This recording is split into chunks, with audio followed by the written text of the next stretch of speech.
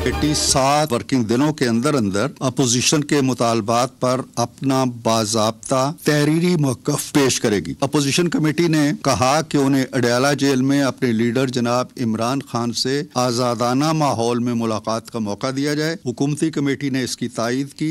मुज़ाकरात ठीक सिमत में जा रहे हैं, इसमें कोई तशवीश किसी को नहीं होनी चाहिए और इंशाअल्लाह बेहतरी की तरफ जाएंगे। हुकूमत और PTI के मुज़ाकरात का तीसरा दौर। सेनेटर इरफान सिद्दीकी ने एलामी को पढ़कर सुनाया। कहा, आज मुज़ाकरात में अपोजिशन ने तहरीरी मुतालबात पेश किए। हुकूमती कमेटी 7 रोज़ के अंदर पेश किए गए मुतालबात पर अपना मौक़िफ़ पेश करेगी।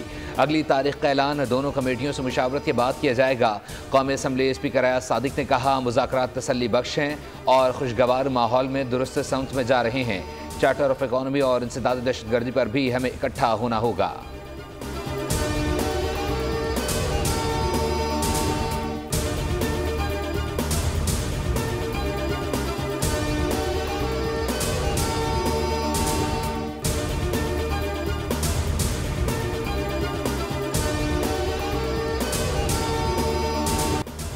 वज़ीर आज़म की जानिब से छोटे और दरमियाने कारोबार के लिए वज़ीर आज़म यूथ प्रोग्राम के तहत कर्ज की रकम को 5 लाख से बढ़ाकर 15 लाख करने की हिदायत। शहबाज शरीफ की ज़ेर सदारत SME पर जायज़ा इजलास हुआ। कारोबार को दी जाने वाली सहूलियात को बैनुल अक़वामी तकाज़ों से हम आहंग करने के लिए तरक्की याफ्ता ममालिक के मॉडल्स का इतलाक़ यकीनी बनाने की हिदायत जारी कर दी गई।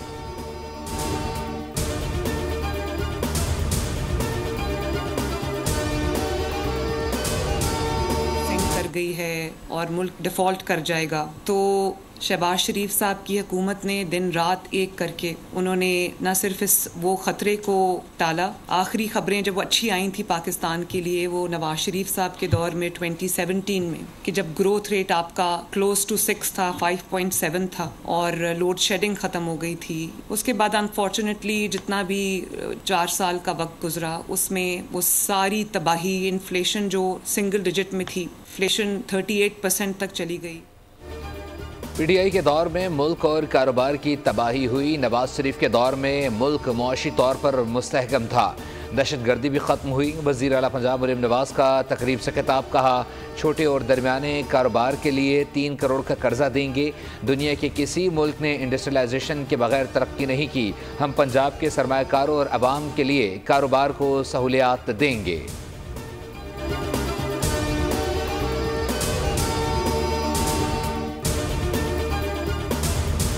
इदारों ने पाकिस्तान को सर्टिफिकेशंस दी हैं, रेटिंग्स बेहतर हुई हैं। फिच की रेटिंग बेहतर है, मूडीज़ की रेटिंग्स बेहतर हैं। जो डिफ़ॉल्ट रिस्क है वो तो ख़त्म हो गया, अल्लाह ताला का शुक्र है। पिछले 10-11 महीनों के अंदर पाकिस्तान में अच्छी खबरें आई हैं, फील गुड फैक्टर आया है, बाहर से इन्वेस्टमेंट्स आ रही हैं। और एक वो गवर्नमेंट थी 190 मिलियन पाउंड की मेगा करप्शन वाली, कि जो सारा दिन इस खोज में रहती थी कि हमने कहाँ से कैसे पैसे कमाने हैं ज़ाती जेब में डालने के लिए।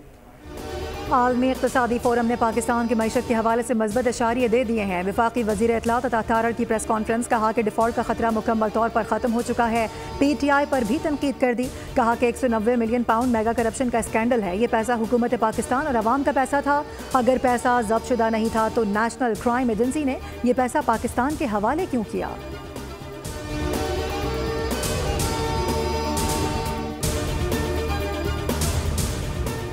दुनिया भर में फौजी बजट में इजाफा हुआ, लेकिन पाकिस्तान असलहे की दौड़ का हिस्सा नहीं बना। आलमी मालियाती इदारे का पाकिस्तान की मौशी सूरत हाल पर काबिल इत्मीनान नुक्ता नज़र और एतमाद का इजहार। वर्ल्ड इकनॉमिक फोरम ने ग्लोबल रिस्क रिपोर्ट 2025 जारी कर दी। बताया गया, मौशी चैलेंजेस के बावजूद पाकिस्तान मौशी इस्तेहकाम की जानिब बढ़ रहा है। खित्ते में जारी असलहे की दौड़ के बावजूद पाकिस्तान की मोहतात सोच लायक तहसीन है।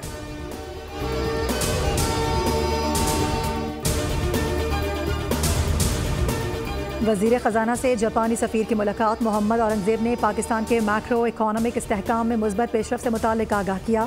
निजकारी और मुख्तलिफ शोबों में अहम इस्लाहात पर भी बातचीत हुई। वज़ीर ख़जाना ने कहा कि हुकूमत अपने इस्लाहाती एजेंडे को जारी रखने के लिए पुरअज़्म है।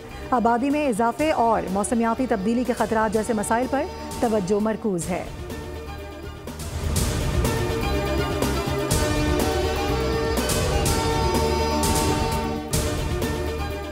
सुप्रीम कोर्ट में फौजी अदालतों के केस की समाअत। वजारत दिफा के वकील ख्वाजा हारिस के दलाइल। कहा FBI केस में फैसले की बुनियाद ये नहीं कि जुर्म के वक्त मुल्जिमान रिटायर्ड नहीं थे, केस में तय हो चुका ट्रायल हो सकता है।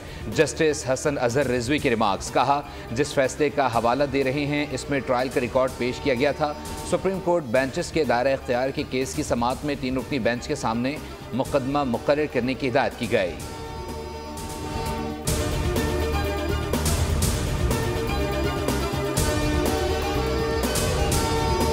तोशा खाना 2 केस की समाअत। इस्लामाबाद हाई कोर्ट में बानी PTI और बुशरा बीबी की बरियत की दरख्वास्त पर एतराज़ात बरकरार। अदालत ने वकील सलमान सफदर को दरख्वास्त पर एतराज़ात दूर करने की हिदायत कर दी।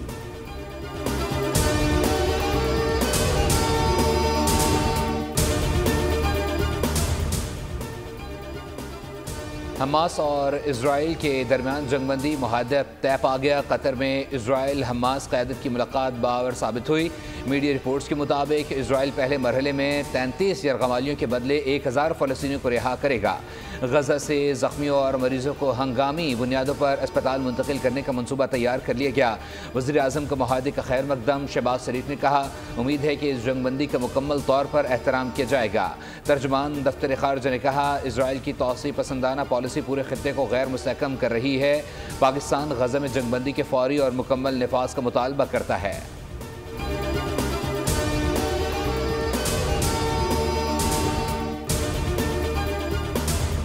इसराइल जिस हमास को मिटाने की बात कर रहा था आज उसी से मुआहदा करना पड़ा। इसराइल का मुआहदा हमास की जीत है।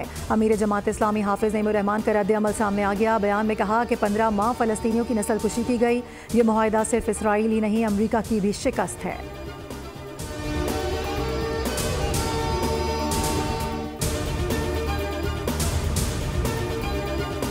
नौमुंतखब अमरीकी सदर ट्रंप का जंगबंदी मुआहदे का खैर मकदम क्रेडिट खुद लेने लगे। कहा मुआहदा हमारी तारीखी फतह के नतीजे में ही मुमकिन हुआ।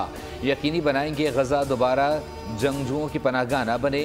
15 माह से जायद फ़लस्तीनी खूनरेजी पर खामोश रहने वाले जो बाइडन भी बोल पड़े। कहा कतर, मिस्र और अमरीका की मुश्तरका कोशिशों से गजा जंगबंदी मुआहदा तय पा गया।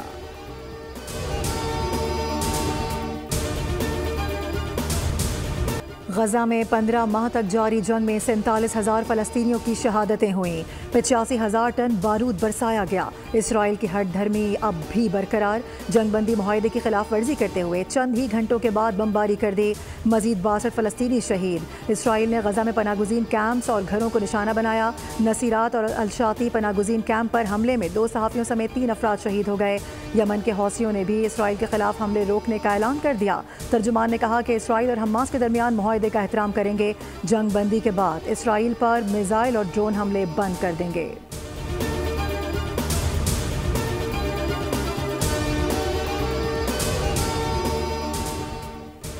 जिनकी आंखों से आंसू बहे हम ना भूलेंगे न माफ़ करेंगे। गजा में हमास मुज़ाकराती कमेटी के सरबराह डॉक्टर खलील अल-हैया का जंग मुआहदे पर रद्द-ए-अमल। जंगबंदी मुआहदा फ़लस्तीनी अवाम के बेमिसाल कुर्बानियों का नतीजा करार। उन्होंने कहा कि एक नया दौर शुरू होगा। हम गजा के अजीम अवाम को फ़ख्र और अज़मत के तमाम अल्फाज पेश करते हैं। हमास का गजा के साथ यकजहती करने वालों से इजहार तशक्कुर, सालिसी करने वाले भाइयों का भी खुसूसी शुक्रिया अदा किया। कहा कतर और मिस्र का शुक्रिया जिन्होंने मुआहदे तक पहुँचने के लिए भरपूर कोशिशें की।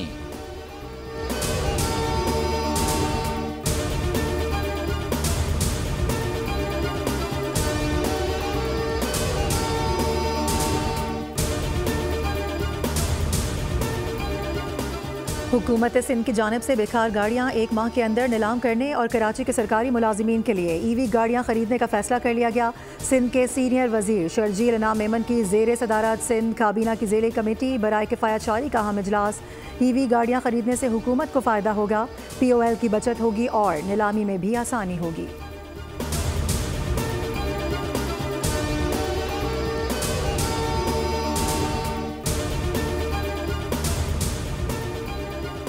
DP वर्ल्ड और NLC का जबल अली से कराची के लिए हफ्तावार फीडर सर्विस का आगाज़। सर्विस से आलमी मंडियों तक कंटेनर्स की तरसील कम लागत और वक्त में की जाएगी। डीपी वर्ल्ड के ग्रुप चेयरमैन और CEO सुल्तान अहमद बिन सोलियम ने फीडर सर्विस का इफ्तिताह किया। डीपी वर्ल्ड, NLC और पोर्ट कासिम के आला हुक्काम इस मौके पर मौजूद रहे।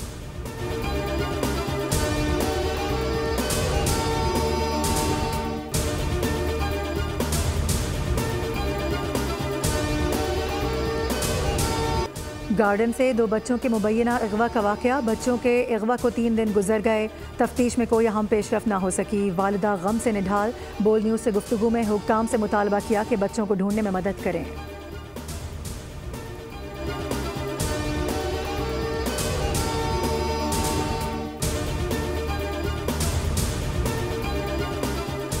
कराची में साइड पुलिस की अहम कार्रवाई। लापता 2 भाई बाजियाब। मदरसे के तालिबे इल्म दोनों भाई अरबाज और शिराज 14 जनवरी को लापता हुए थे। पुलिस के मुताबिक बच्चे वालिदा की मार और डांट से दिल बर्दाश्ता होकर भाग गए थे। बच्चों ने घर की अलमारी से 15,000 रुपये बतौर खर्च भी निकाले थे।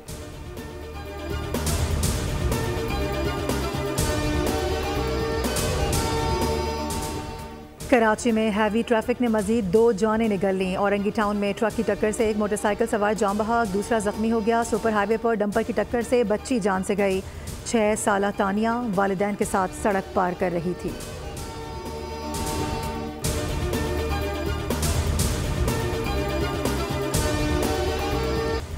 मुल्क में शदीद सर्दी की लहर बरकरार। बालाई इलाकों में गज़ब की ठंड। लेह में पारा -12, गोपस में -11, स्तोर और स्कर्दू में -10 तक गिर गया। कलाम में -7, हुंजा -6, चित्राल -4 और कल्लात में -1 रिकॉर्ड। कोयटा, चमन, ज़ियारत और दीगर इलाकों में बादल बरसेंगे। कराची में ठंडी हवाओं की लहर जारी, जो 17 जनवरी तक बरकरार रहेगी।